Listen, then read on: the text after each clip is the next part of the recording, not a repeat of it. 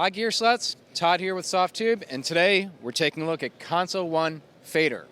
Console 1 Fader features 10 full 100mm Alps faders for use in your DAW. These are touch-sensitive faders. You can see, as I touch each fader, you can see exactly where we are in our workflow.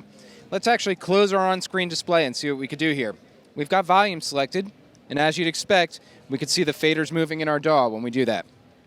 The nice thing about Console 1 Fader is we're not just controlling DAW volume. What I mean by that is you're getting our analog sound quality that Softube is known for. How do we do that? We have our drive in our character section. That allows you to load a different channel strip and get that nice analog sound quality modeling that Softube's known for. So as you're pulling your volume up and affecting your drive and your character, you'll hear your tracks come together in just a more organic way, which is nice. What else do we have here? Well, first of all, we have the ability to use Console 1 Fader with Console 1. We could select our track up here and control volume, and you'll see that the fader at the bottom moves. So they work perfectly together.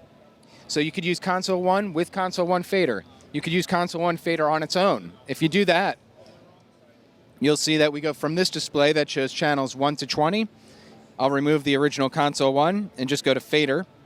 And you'll see we get a smaller display, or it's actually a larger display, that just shows tracks 1 to 10 to match the 1 to 10 architecture. Plug this back in. If you want to use more than one fader at a time, you can. You could connect as many faders as you want, but it's recommended that you connect probably a maximum of 2 faders just due to the way it fits on your screen. It's going to look the best. What else do we have here? We have the ability to send to reverbs and delays by holding send and controlling a fader. We have the ability to do low cuts and high cuts by holding low cut or high cut and controlling a fader. We have the ability to pan, solo, and mute, as you'd expect, but that pan knob over here becomes a really powerful stereo widening tool, or you could collapse to mono at a certain frequency if you hold the shift button and use the pan knob, which is really cool, especially if you're into EDM basses. Lastly, we have a layer mode, and layer mode is really cool. It's a quick way to do a VCA grouping. So I'll quickly show you that. We're going to hit Assign Tracks to Layer, and I'm going to pick a spot to put that layer. I selected track 3. Let's figure out where we or what we want to assign to that layer. Hit OK, and go into layer mode.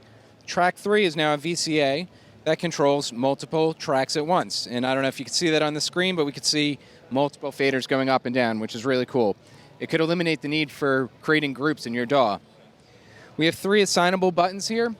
They have transport controls underneath that are silk screened on, but you could assign them to any DAW command. So if you want to turn cycle on and off, or you want to open and close or save a session, you could assign that right there.